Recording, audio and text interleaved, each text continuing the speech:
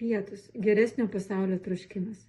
Šiame paveiksle atsiskleidžia trapus, bet stiprus troškimas gyventi harmoningesniame pasaulyje. Prie stalo susibūrę žmonės ir gyvūnai nebepriklauso hierarchijai ar kovai, jie tampa lygiaverčiais buvimo dalyviais. Būsenos persipina, glaudėsi viena prie kitos, tarsi ieškodamos ryšio, artumo ir supratimo. Gyvūnai čia nėra laukiniai ar pavaldus, jie yra veidrodžiai mūsų vidiniam pasauliui, instinktams ir jautrumui, žvilgsniai ramus beveik meditaciniai, kviečiantis sustoti ir pajusti.